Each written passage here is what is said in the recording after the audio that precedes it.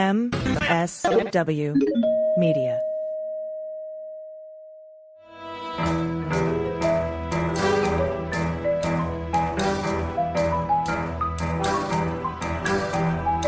The rule of law is not just some lawyer's turn of phrase. It is the very foundation of our democracy. The essence of the rule of law is that like cases are treated alike. That there not be one rule for Democrats and another for Republicans, one rule for the powerful, another for the powerless, one rule for the rich and another for the poor, or different rules depending upon one's race or ethnicity. To serve as Attorney General at this critical time is a calling I am honored and eager to answer. So now it's clean up on aisle 45 time. And for a long while yet, it is going to be clean up on aisle 45. Welcome to episode 141 of Clean Up on Aisle 45. It's Wednesday, October 4th, 2023. I'm your host, Pete Strzok. Hey, Pete. I'm Allison Gill. We're going to try to shove 10 pounds of news into a 5-pound bag today. We have, as my dad used to say, we have a ton of filings, rulings, and hearings that went down in Fulton County, Georgia. And we have the first guilty plea. Also, Bernard Kerrick's lawyer, that crackerjack Tim Parlatore, has told CNN that Bernie Kerik has been subpoenaed by DA Fani Willis, but says he will demand immunity in exchange for his testimony, lest we just plead the fifth the whole time. Which may yet come to occur. But we also have more sanctions in a filing in the Ruby Freeman Shaye Moss defamation case against Rudy, as he served also with a lawsuit from Hunter Biden. A partial summary judgment in the New York Attorney General's case against the Trump Organization, with that trial now underway. And the evidence-free impeachment hearing that, shockingly enough, blew up in James Comer and Republicans' faces. But first, we've got some new patrons to thank. Patrons, thank you. You make this show possible. I am constantly in awe and just can't express gratitude enough for your support. But this week, new patrons Kelly Kavanaugh, Nancy Swope, Bev Kavanaugh, McKay Clausen, Silas Frank, Lisa, and Anne-Marie Miller. Again, thank all of you all so much. We deeply, deeply appreciate your support. And again, we couldn't do this without you. So thank you very much. So, Allison, let's go down to Georgia, where we have our first guilty plea. 1 down, 18 to go. Scott Hall. This is from Tamar Hallerman at the Atlanta Journal-Constitution. Bail bondsman Scott Hall on Friday became the first defendant in the Fulton County election interference case to take a plea agreement with prosecutors, signaling the probe had entered a dynamic new phase. During an impromptu hearing, he pleaded guilty to 5 misdemeanor counts of conspiracy to commit intentional interference with the performance of election duties.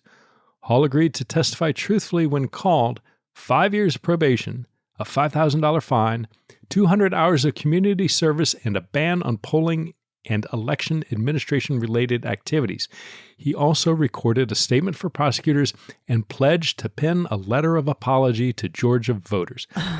His community service can't be running elections. We just put that out. Right. Yes. It's like, hey, I tell you what, I'm going to go take care of all this voting infrastructure for, however many hours, however many elections 200 hours makes. No, he can't do it. But look, I mean, we joke about 1 down, 18 to go, but, there's always, particularly for people, well, anybody, when you have a group of people that's indicted, there is a rush of decent attorneys to try and talk to prosecutors and say, hey, look, if my client makes a deal, what can he get? And in this case, 5 misdemeanor counts are not, there's not, jail time. So part of it is, there's a great deal of incentive depending on what you can give. And we can talk about that too. And then once people start making deals, the availability of future deals starts suddenly drying up. So, the first one in frequently is the first one to get the best deal. So we'll see if others come. I suspect there will be additional pleas, but, it's important because, Hall has a lot of connection, obviously, to Sidney Powell. I mean, maybe not obviously, but everything going on in Coffee County. But he's also got, Allison, connections to national level folks, right? Right, yeah, because, we know now Jack Smith, at least in the federal case, is looking at the breaches of voting machines in multiple states, and he played a large role in that. And there's also a 63-minute phone call between him and Jeffrey Clark. So that sort of drags Clark into this as well. So this could impact other cases. And I wanted to ask you, because I know you've been through a lot of cases with multiple defendants, and you just said that, the first flipper gets the best deal, but future cooperators can still get a deal. Have you noticed sometimes that once the first person goes, that might open the floodgates to sort of make other people feel comfortable? Because we haven't really seen that too much in some of the other cases, like where we know, for example, in one of the Jack Smith cases, when Tavares agreed to play ball, that didn't have really any impact so far, at least, on Walt Nauta or De Oliveira. They're still holding fast. So, I mean, I know that there's always going to be a group of people who just aren't going to flip no matter what. And they're also unflippable because they're terrible witnesses and nobody wants anything from them. I'm thinking like Rudy Giuliani, for example. But could this open the door for other people? I know you said it might make them reticent, like it could dry up, you said, I think. But could it also, could we see a few others? Because it seems like nobody wants to be the first to go, but you do, but then other people follow. You have way more experience in this than I do.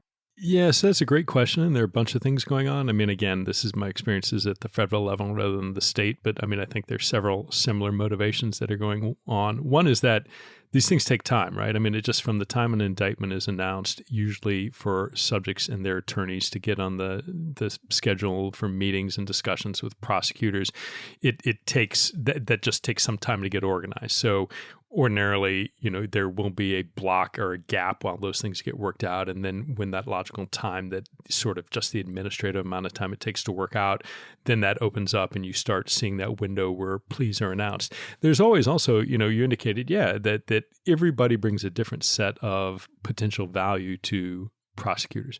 Some people, if they're not credible witnesses, don't have a lot of value. Some people, the state may say, or the federal government may say, we have evidence gaps here, or there are some areas where the evidence is weaker than it is at other places. And in some instances, it may be like, I'm making this up completely, but, Hall could really give us critical evidence about the on-the-ground ins and outs on Coffee County, that we've got everything we need on Sidney Powell except for this one element, and he has huge value there. So for a prosecutor, that makes a plea agreement worth a lot. And also, and then kind of exchange that everywhere. Somebody like on all the ins and outs and things that were going on with Eastman and people involved with Eastman, or the stuff that, the intimidation of Shamos and Ruby Freeman. There are these discrete different things going on where different individuals, different defendants bring potential different value to the prosecutors. And then certainly, if like you and I were involved with, say, Sidney Powell in something, when I make a deal, you may still have information that I don't. You may still be able to corroborate the same information and testimony that I'm going to provide, but it's not as valuable. So think of it as whatever, as a indicted person, the information that you have in your head, some of it's unique, but a lot of it may overlap with others. And the longer you wait as other people make deals, the value of that goes down. Typically, not always, but frequently will. And so if you go into I can give you 1 through 10 to I can give a prosecutor item 1 through 10. You can give the prosecutors, 6 through 10 plus 11. So if I'm giving 1 through 10, your 6 through 10 doesn't really matter as much because they have it from me. So it's a very, we use the word dynamic phase, and that's exactly right. I think there are, as this evolves, and we can talk some when we get to Bernie Carrick, there is an interesting interplay between the state process and the federal process in terms of the prosecution. Oh, right, because I was thinking of Mark Meadows, right? Because he's indicted in Fulton County. And, I was wondering if he cuts a deal with federal prosecutors, does that immunize him at the state level? I don't think it does. No. But he has very different information from, I think, that, somebody like Mr. Hall would have. Right. They are not, and typically you want what are called coextensive, and this is something that when we talk about Bernie Kerik, we'll see it there in discussion about his potential immunity. But those are separate processes, and certainly as a defense attorney, you're going to want to say, look, my client, I want one immunity deal. I want whatever he's going to say, whether it's to federal folks, whether it's to state folks, whether it's to local folks, whoever it is. I want him immunized across all of those different levels. And the thing is, they don't a federal prosecutor cannot grant state immunity and vice versa, as far as I know, completely.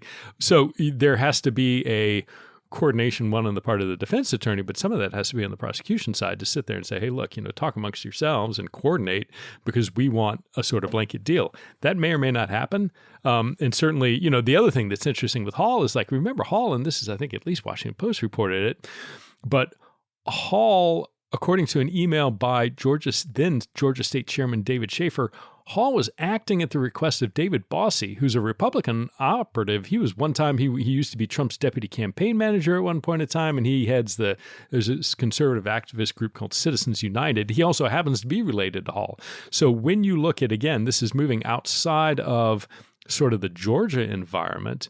When you start looking at these national level actors, the question with Hall is, how high do his connections go outside of things that are just going on within Georgia? And then, in fact, again, if he decides to cooperate, what sort of communications there might be between Fani Willis and saying, okay, when he comes in for a complete proffer, is there any sort of communication, even the lightest of touch, to sit there with with Special Counsel Smith's office to say, hey, look, he came in or he's coming in, and we plan to explore these topics, or here's what he said. So it gets complicated fast, and this is the first of 19. So I'm certain all 18 will not get cooperation deals, but I would expect to see at least, my guess, at least one or two more. Yeah, and let's talk about Bernie Kerik, because this is out from Paula Reed and Zachary Cohen at CNN just today. As we're recording this, it's breaking. The Fulton County DA's office issued a subpoena for former New York Police Commissioner Bernie Kerik to testify in the Chesebro and Sidney Powell trial that starts on October 23rd.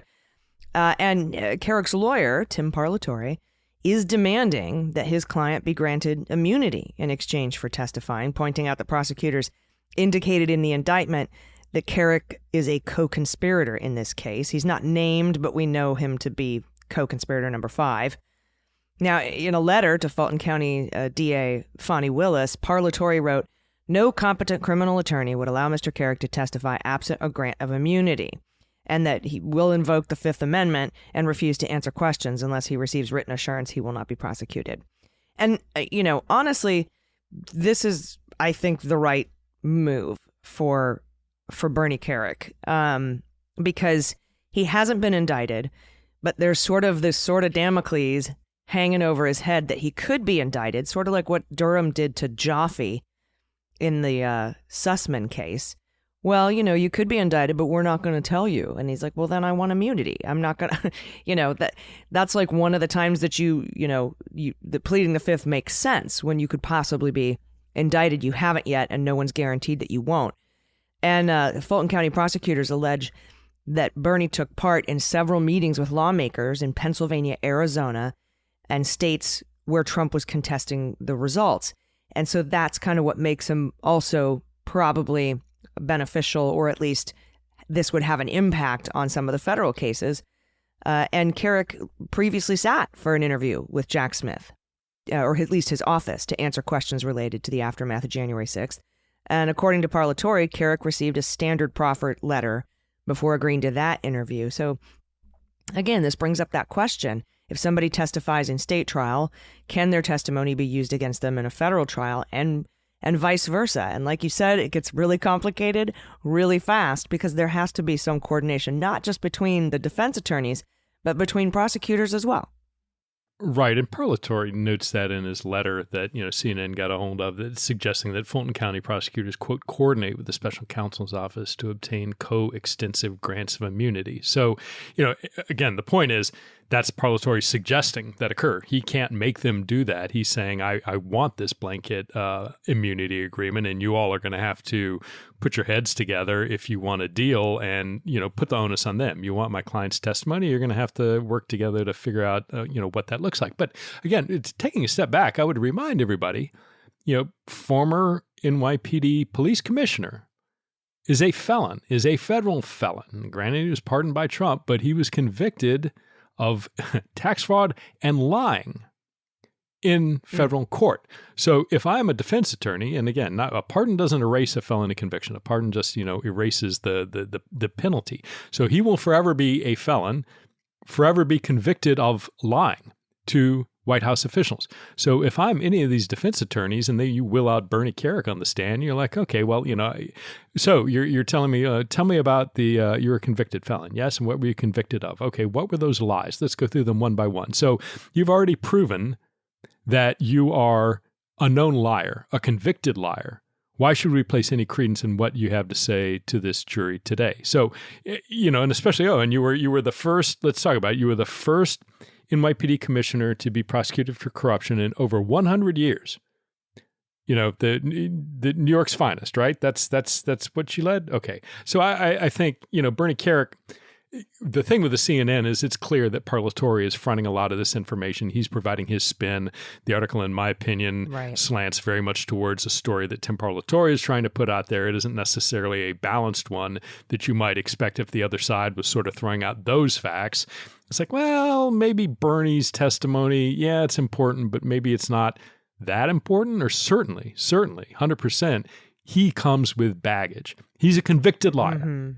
And so, we'll see how it plays out. Parlatore's doing a good job as a defense attorney trying to get his client a good deal, but I'm curious to see where he shakes out. And like you said, I mean, he is named as a unnamed co-conspirator in Fulton County, but he is not on the federal stuff so far. He's not co-conspirator 1 through 6.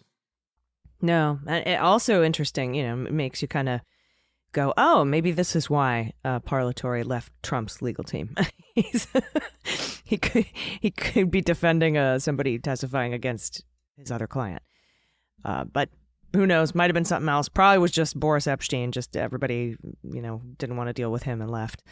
But we won't know. There's a lot of palace intrigue that happens with this legal team, this crackerjack legal team of Trump attorneys. All right. Well, interesting, and we'll see how it all plays out. I mean, this Georgia case is sprawling. We're still working our way through the federal cases, and this trial is going to happen in October. At least the first 2 people who wanted a speedy trial. So we have more stuff to discuss about what's going on in Fulton County, but we need to take a quick break. So everybody, stick around. We'll be right back.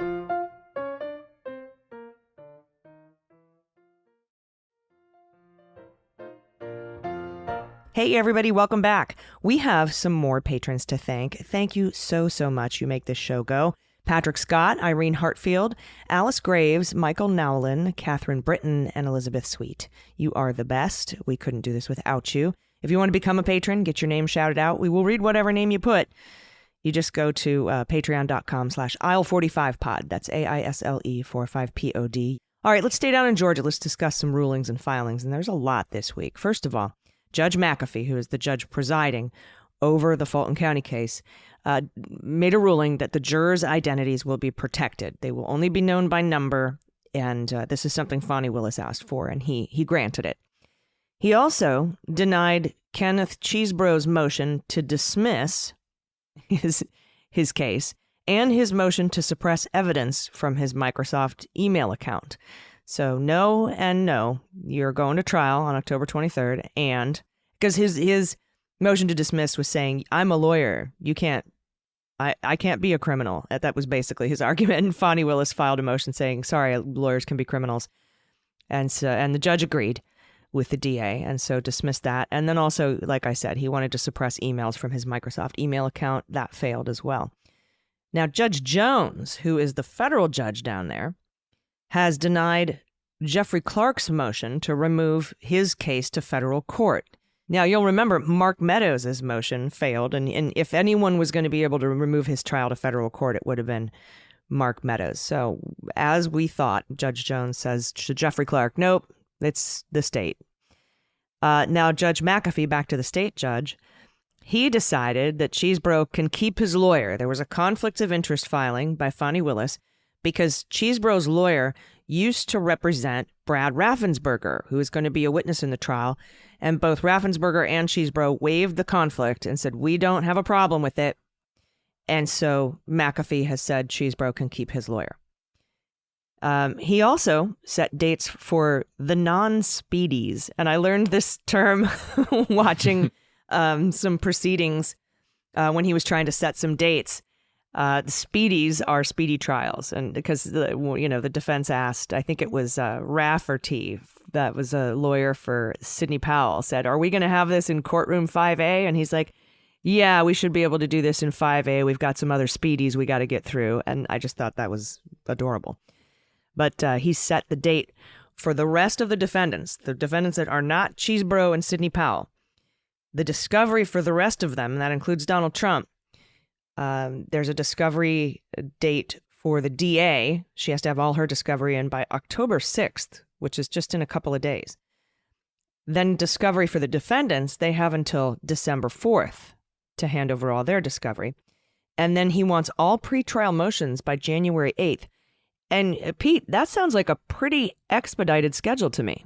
Yeah, it is. And keep in mind, we've got 2 speedies, maybe more will add. But again, you're talking with one pled out. That's easy, more than a dozen for sure. And that's a lot. And I, like you, I listened to Judge McAfee, and at least for some of the speedy trial stuff, I was impressed. I was impressed as well. It was via Zoom. And again, the great thing, and I pray it comes to the federal system, the great thing is that you and I and everybody else can log in and watch this, and it's all broadcast. And I was impressed with Judge McAfee.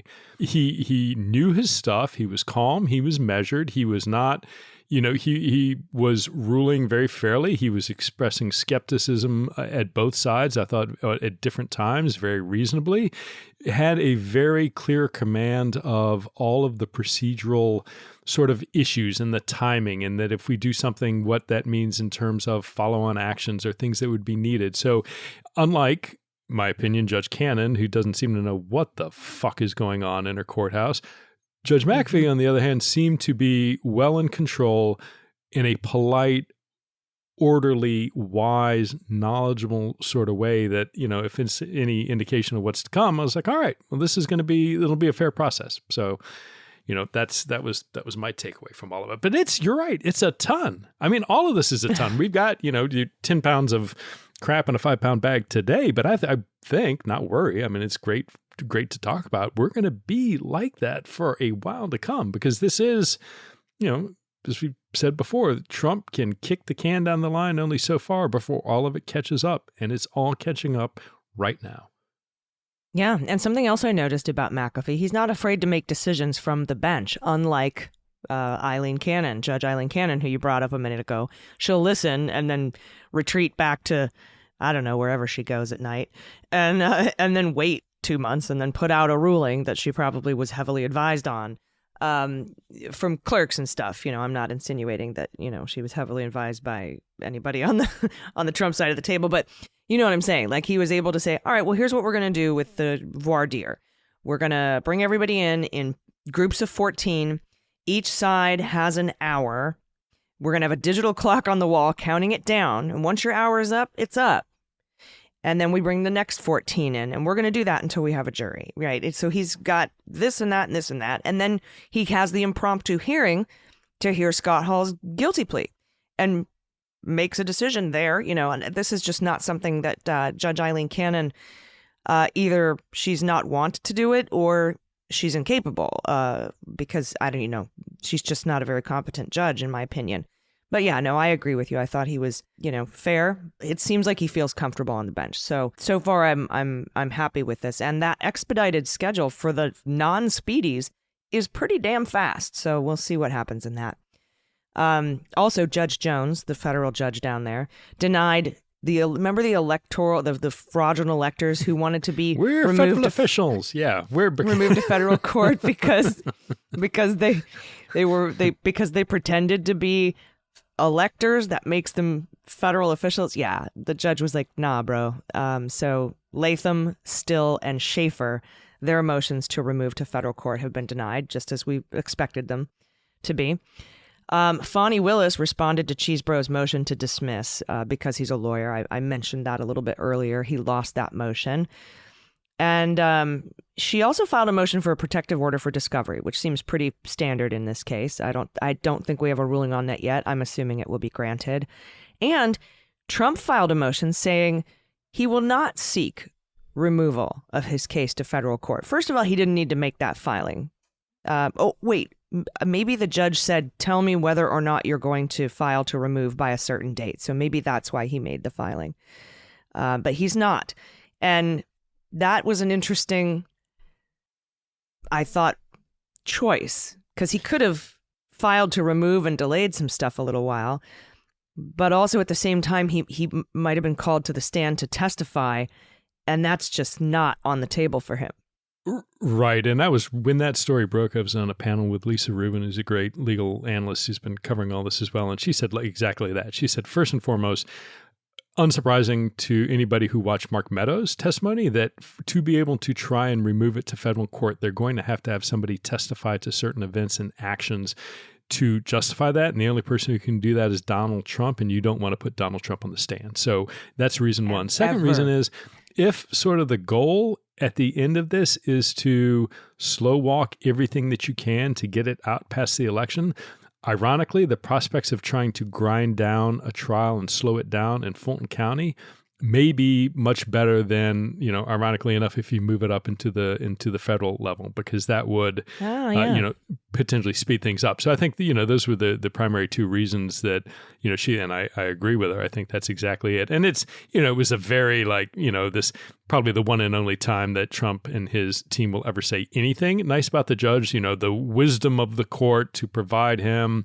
with a just trial and all due process. And to me, all due process is like a big flag for, we are going to slap every possible delaying motion we can between now and trial to slow this down and to delay it. So again, it does, on the negative side for Trump, I think it certainly locks him into a Fulton County jury, which is in many ways, the chances are potentially not as good for Trump as a jury that would encompass the entirety of northern Georgia, including like Marjorie Taylor Greene's home district and elsewhere. So, it's not without risk, but I think given what he would have had to do, it just wasn't worth it.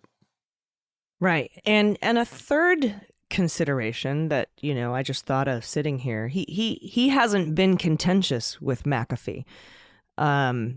McAfee is a conservative appointed judge. He was, I believe, appointed by Governor Brian Kemp this past year, in 2023, maybe like 8 months ago. And Judge Jones is, I believe, an Obama appointee. He's not a conservative appointed judge. And so maybe he thinks he has a better chance with this judge. Also, this judge is not a woman of color. This judge is not a democratically appointed judge, and he hasn't been contentious with this judge like he has been with Judge Engoron in New York, who is, to be fair, not a woman of color, but also is a New York judge, right?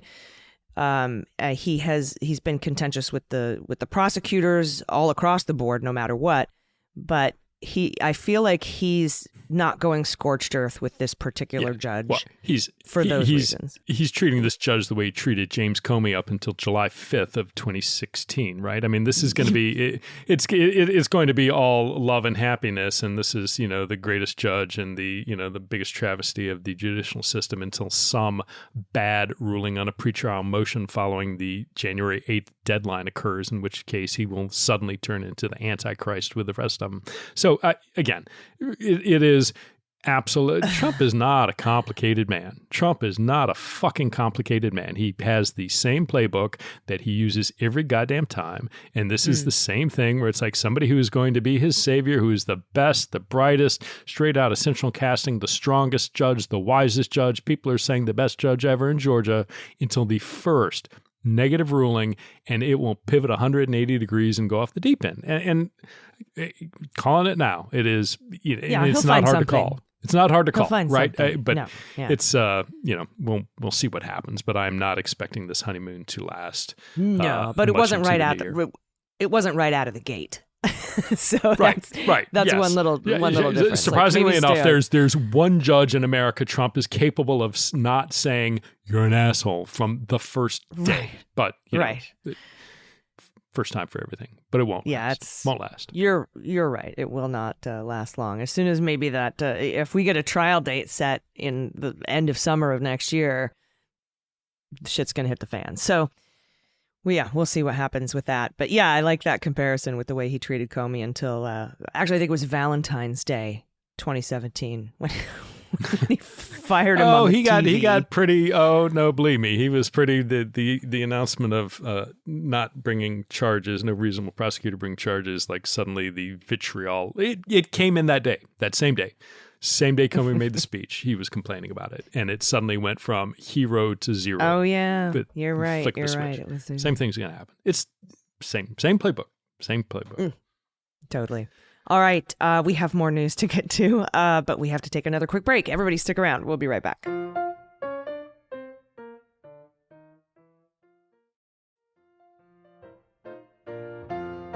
All right, welcome back.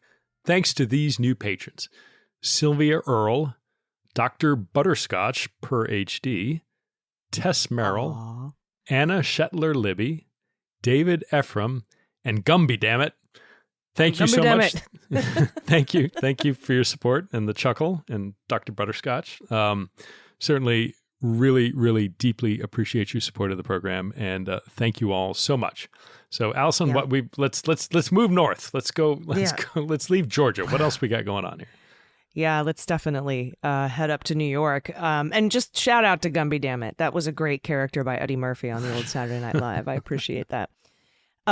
Huge news. And I mean, like, there was so much news, there was no way for me to parse out what the lead was in this particular show this week. But this one's up there with probably one of the biggest stories of the year. The New York Attorney General and her $250 million civil fraud case against Trump, the Trump Organization, a bunch of New York LLCs, Eric Trump, Don Jr. Ivanka's not on this because she filed a motion to be removed and was granted that. So she's not on this, but she's on the witness list. But Judge Engoron, who is presiding over this case, gave a partial summary judgment ruling to Letitia James, New York Attorney General, saying it's evident that there's fraud here. We do not have to have a jury determine fraud. And that's massive because, you know, it's kind of like the Ruby Freeman Shea Moss thing where the judge sort of gave a partial summary judgment saying we don't have to determine that you defamed. You did. And also because of sanctions, you know, we're going straight to trial to find out about damages.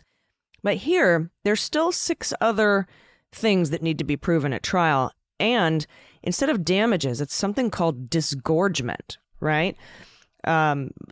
Which is the money that you have to pay back for all the shit that you stole, basically. Now, Trump tried to delay this trial. If you remember, there was a little blip that went up to the appellate court and a stay was put on this trial.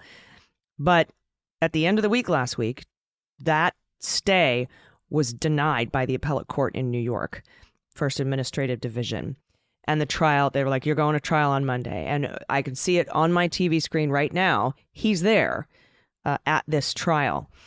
And something else that the judge ruled, the business is in New York, that each party has 10 days to submit a list of no more than 3 receivers to take over and dissolve his New York businesses.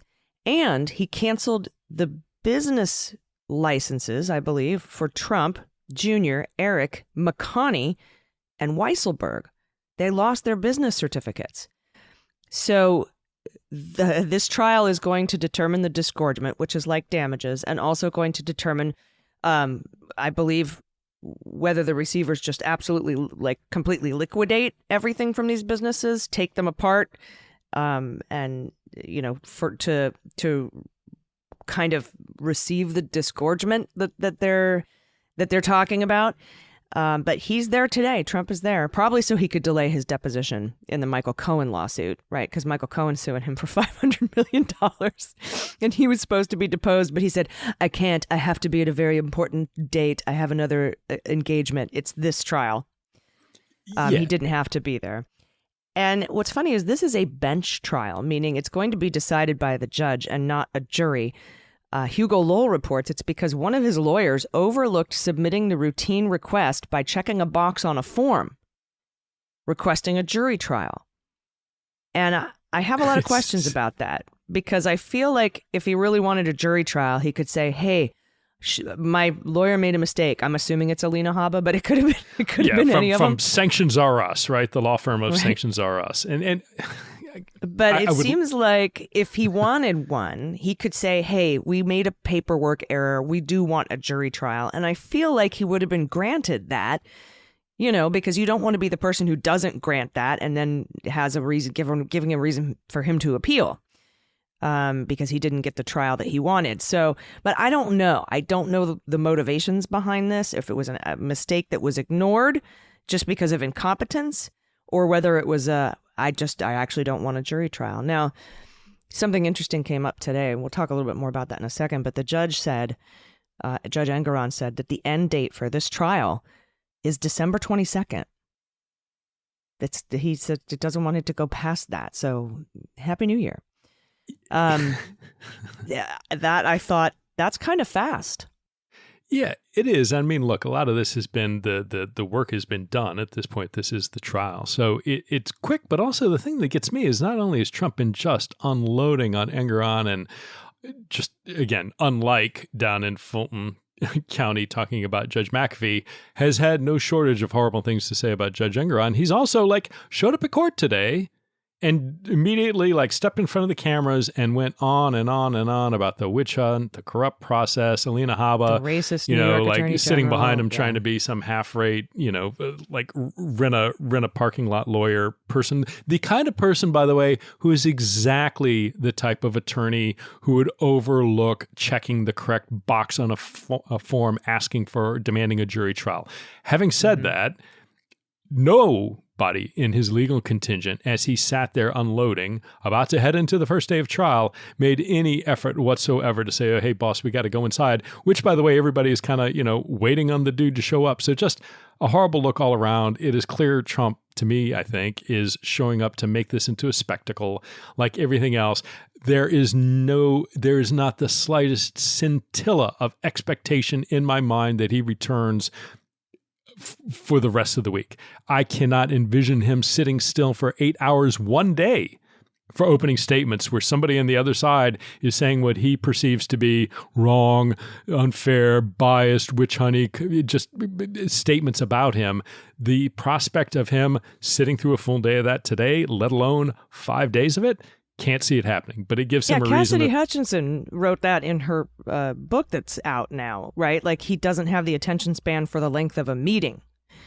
Right. So, and he's not, and he's, this is one of my favorite Nicole Wallace things, getting the look he gets when he doesn't have the talking stick. You can see him, he's going to, and he's going to cross up his little arms in front of him, and he's going to set him down, and he's going to get that little cranky, I want to be talking. Why is not all the attention about me and on me? He will not, his inability to talk just by itself, let alone having to pay attention.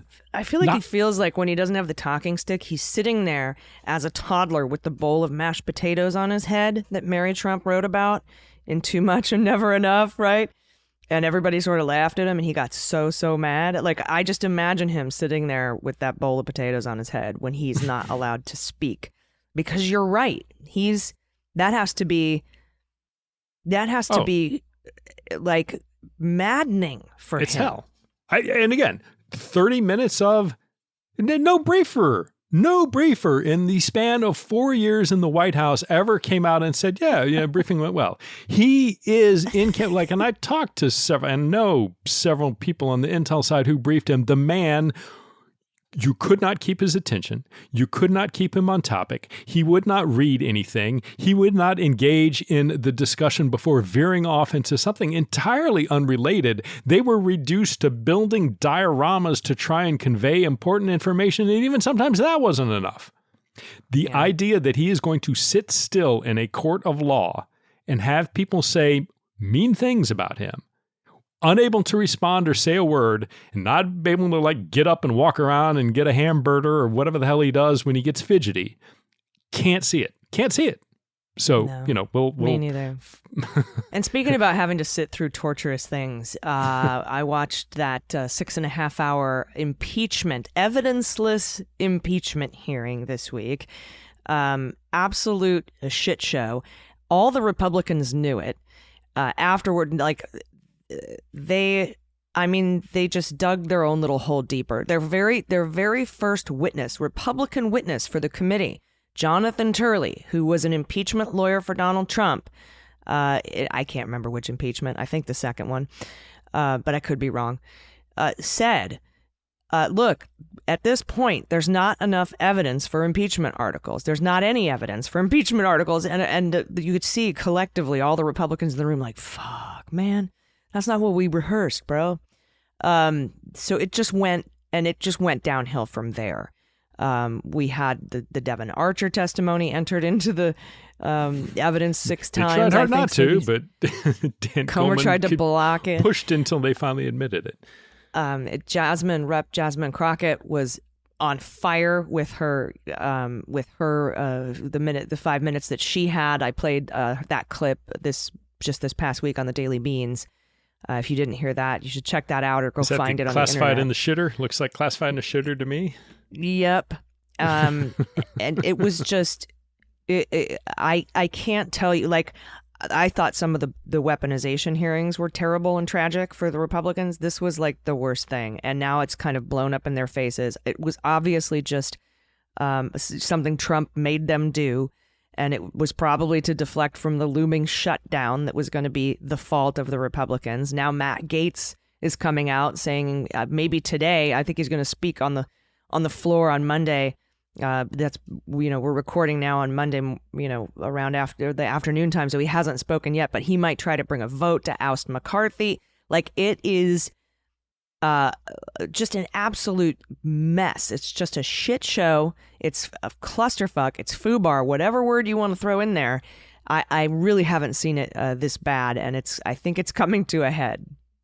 Yeah, and look, none of this is a surprise. Anybody who has watched James, we're going to find out, Comer, knows that the man has been singularly horrible at running this weaponization subcommittee. I mean, if you looked at the Twitter files debacle, where guess what? It turned out that the government actually wasn't colluding with Twitter, womp womp, that there was no evidence that they were telling them to remove things, that the closest evidence that anybody had about removing stuff was actually the Trump administration asking Twitter to remove something. If anybody watched the weaponization of the FBI, where the FBI provided the day before, based on the committee's demands, evidence that all of these people had their clearances revoked, that they were engaging in, all kinds of behavior that was against FBI rules and potentially illegal, whether it was the IRS whistleblowers who had their testimony rebutted, repeatedly by other witnesses.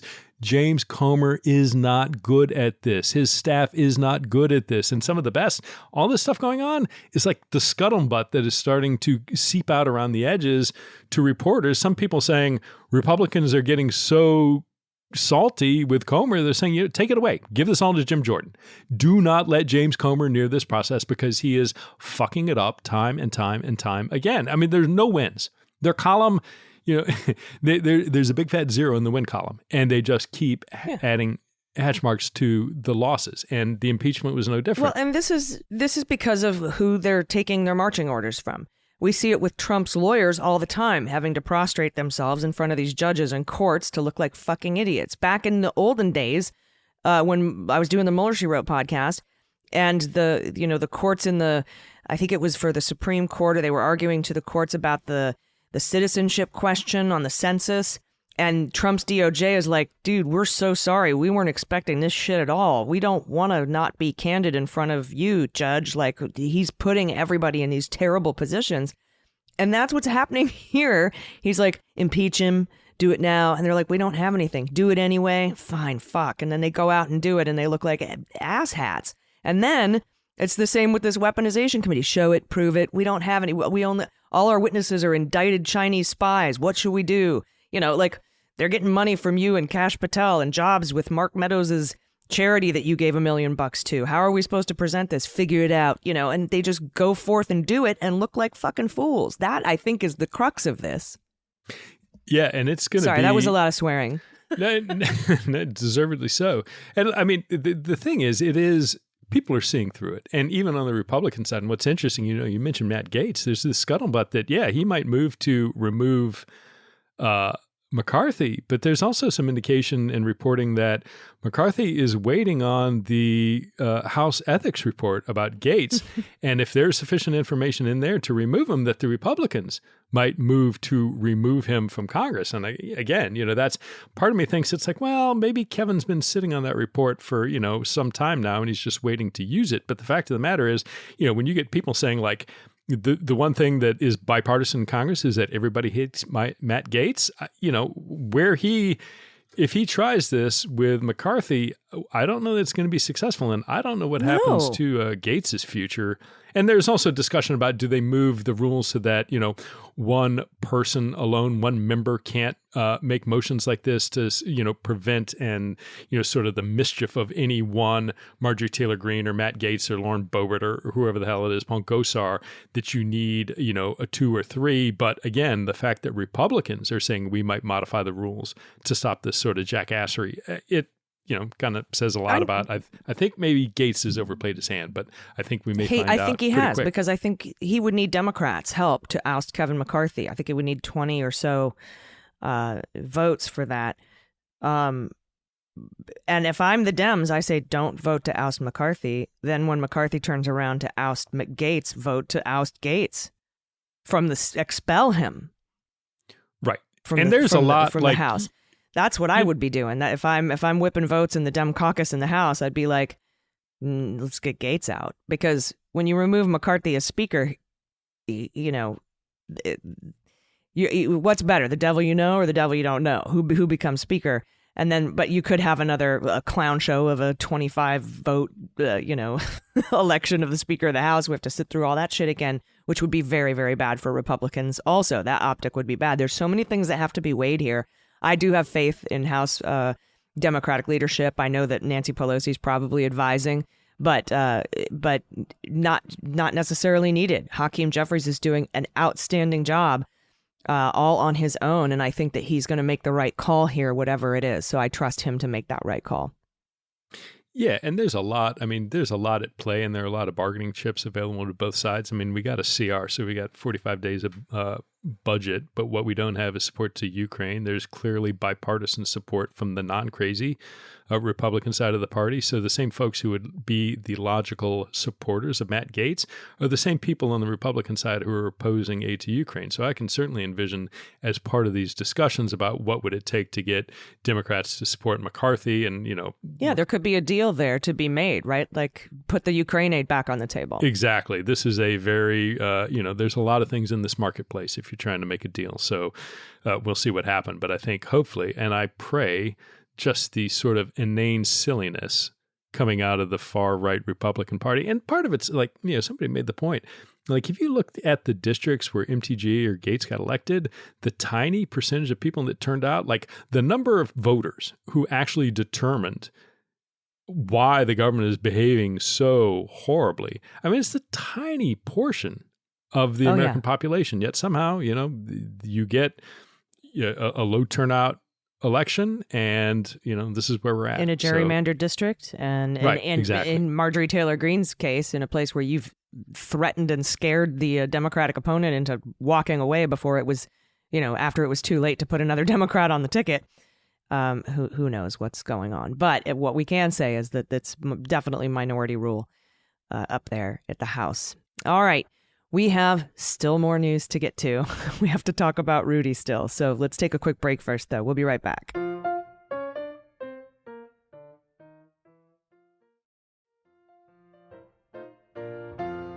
Hey, everybody, welcome back. Finally, like we do in the fourth segment, we want to thank our Hall of Fame patrons. These are our super donors. Again, make the show go. Thank you so much from the bottom of our hearts. Maria Tovar, Caroline Coman, Fran Reichenbach, Charles Jones, Suzanne Ashworth, Punk Rock Liberal, hell yeah, Top Secret, Redacted, Orcon, No Foreign FISA, Cindy McNary, and Tiffany Trump was adopted. Thank you so much. I really, really appreciate everything that you do for this show. I again, always, constantly, every week, I'm totally humbled and honored that you would support us like this. So thank you. All right. Should we talk about Rudy? Yeah, absolutely. It would not be a week's worth of news if there wasn't something new about Rudy Giuliani. And in fact, in this case, there's a new notice to the court for yet more sanctions in the Ruby Freeman Shea Moss case. In a filing on September 29th, and this is from the filing, quote, plaintiffs Ruby Freeman and Shea Moss, the plaintiffs, offer this submission following the court's September 22nd, 2023 minute order directing plaintiffs to specify by this date any additional requested sanctions against defendant Giuliani. And oh, yes, indeed, there were additional requested sanctions. So, continuing, the filing notes, plaintiffs respectfully submit to that the court should, 1, order additional sanctions against defendant Giuliani, including adverse inferences and preclusive orders regarding evidence relating to his finances, the Giuliani business's finances, and viewer metrics and social media reach. 2, enter final judgments on the court's order on attorney's fees. 3, and enter an order permitting plaintiffs to register the MTC fees order, the Giuliani business fees order, and the sanctions fees order, together, the fees orders, in other judicial districts of the United States, such as, New York, where more of his assets are.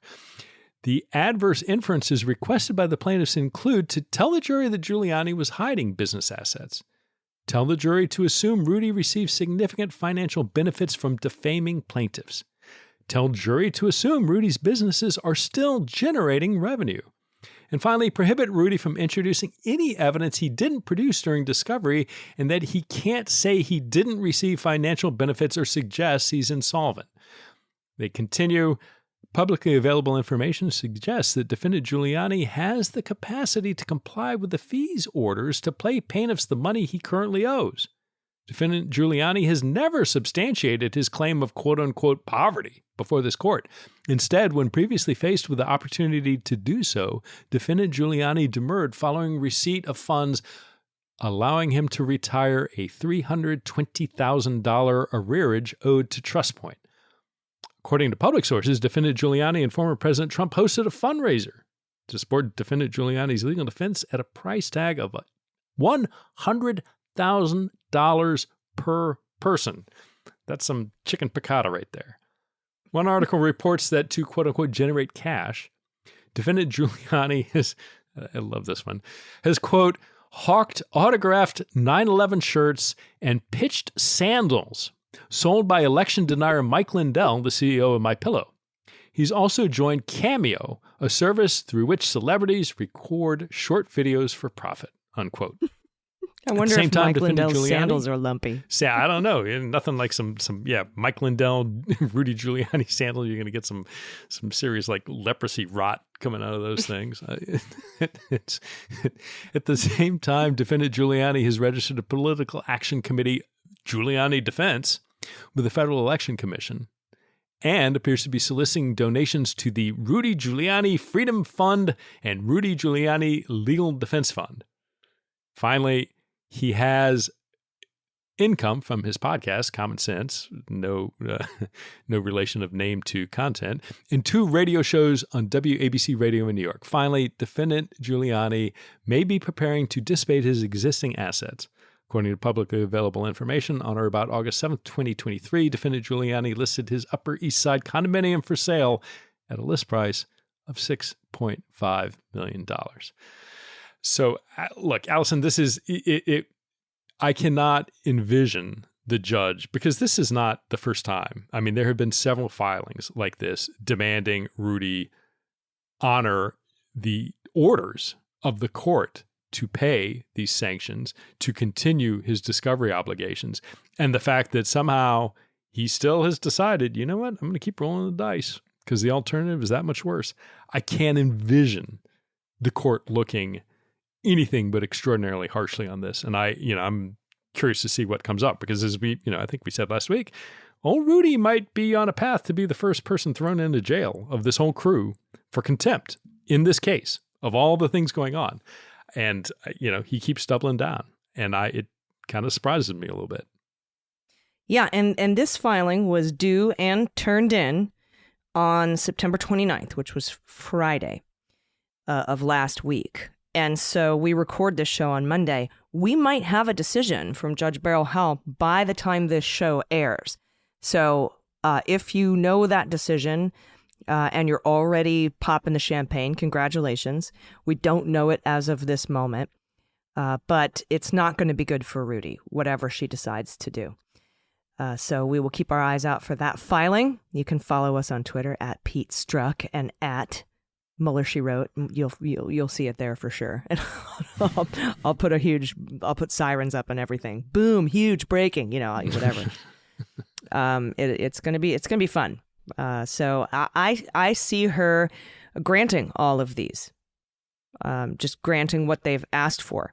And then maybe she could determine to take it a step further because, Ruby Freeman and Shea Moss, their lawyers, said, hey, this is at the discretion of the court, whatever sanctions you deem appropriate here to get him to cure his, contempt, which he's in, right? And I think she'll find him in contempt, and what she decides to do with that, that's what we'll find out.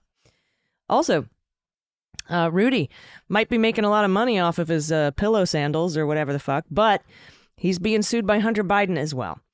And Hunter Biden has accused Giuliani and his former attorney, who's also suing him for $1.4 million, Robert Costello, of spending years hacking into, tampering with, manipulating, copying, disseminating, and generally obsessing over data that they were given that was taken or stolen from his devices. Hunter Biden's lawyer told CNN, quote, everyone involved is stealing and manipulating Hunter's data, and they should be hearing footsteps right about now. Hunter also filed a similar lawsuit against Garrett Ziegler, who was a Trump White House aide. I believe he's the guy who let Rudy in the back door to that contentious December 19th meeting. He's just at the generally an overall not a great person. But so he's suing him for the same obsession about his data.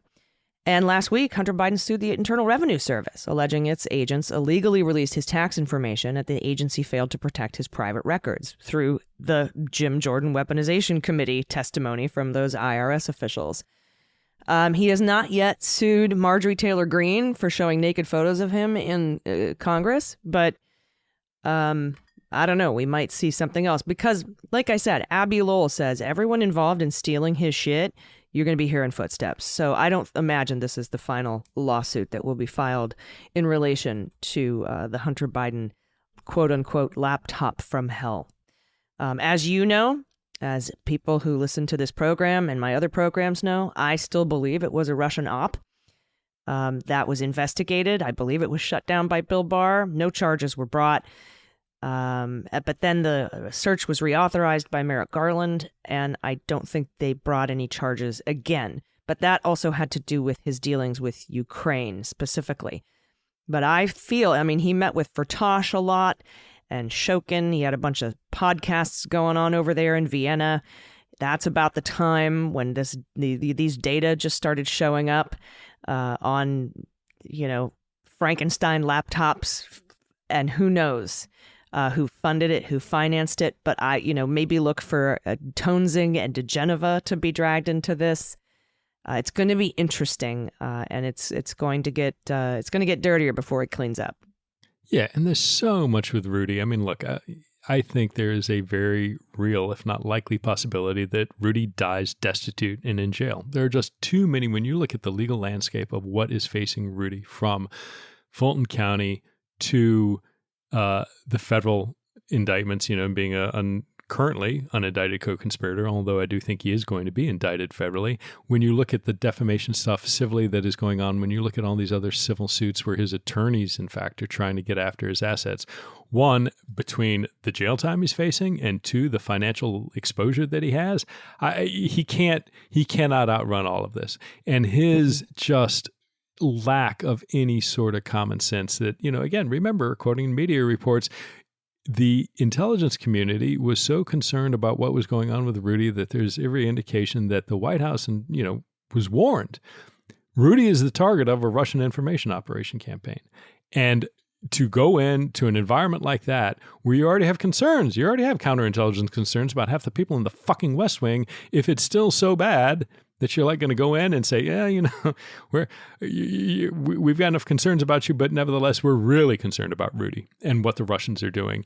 And nevertheless, to have him still sort of, bopping around the White House in December and January, being let in the back door for those crazy meetings with Sidney Powell and Patrick Byrne, I think it is finally time is catching up with Rudy. And much like Trump, you can run that Johnny Cash song based on the old spiritual. You can run on for a long time, but sooner or later, God will cut you down. And Rudy's time is close. It's nigh. Yeah, and he's facing that Dunn fee suit, his former assistant. Yes, I guess attorney. Yes, with the awful fucking recordings. It's just a horrible sounding, abysmal man. Hunter Biden, Shea Moss, Ruby Freeman. There are so many suits against him, and maybe more to come. And you're right, all these criminal things. I think he will, like you said, face charges from Jack Smith's office. Whether or not Jack Smith waits until the trial of Trump is over to do that, to keep it clean, or if he's got a way to keep it clean to indict him before then, we'll see. But yeah, that's not good. Just like Trump.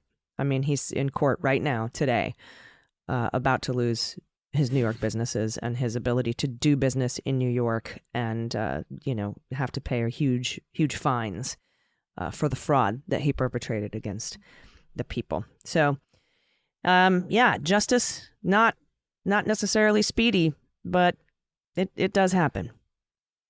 Yeah, and across the board. And we're seeing it in, again, just the span and scope individually for people like Trump and Rudy, but then just all the different people.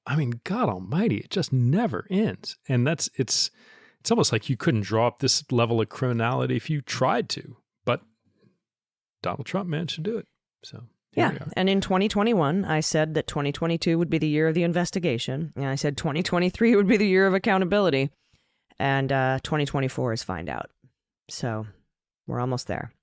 All right, that is our show. Thank you. We did it. We did it in about an hour. I'm very, very impressed with us for being able to do that this week, my friend. We will be here this weekend. Maybe, when we do our bonus episode for patrons this weekend, you get twice as many episodes if you're a patron at the $2 level. And when we do that, we might have a Judge Howell decision on sanctions / contempt for Rudy. We will cover that on the public episode. And if it does happen before then, we'll have to talk about it on the bonus. But we will bring you something that we didn't talk about, that we're not going to talk about on the public episode. Like this past week with the new prenup for Melania. She's like, you're about to lose all your shit. So we need to rethink our prenuptial agreement. I want to make sure Barron again. is taken care of before your creditors, so that And we talked about Alex Jones, and it was fun. It was a fun bonus episode, and we'll see you again on that bonus episod this weekend for our patrons. So thank you again so much for being patrons. If you want to sign up, patreon.com/aisle45pod, AISLE45POD. I don't have any final thoughts. I think we've covered it all, my friend. Do you have anything you want to add? No, we've got it all. We managed to cover the waterfront and, get used to it, because I think we'll be doing the same sort of, packing in a huge amount of material into an hour-long show for the foreseeable future. So buckle in. It's about to get a little rough, at least for some of the folks in Trumpland, but we'll keep you up to speed as we move forward. Yeah, rough for them, fun for us. Thank you so much, everybody. We will see you next week. I've been Allison Gill. And I'm Pete Strzok. And this has been Cleanup on Aisle 45. Cleanup on Aisle 45 is written, researched, and produced by Allison Gill, with editing by Molly Hockey. Our art and logo design are by Joelle Reeder and Moxie Design Studios, and our music is composed and performed by Adam Orr. Cleanup on Aisle 45 is a proud member of the MSW Media Network, a collection of creator-owned podcasts dedicated to news, politics, and justice. For more information, visit mswmedia.com.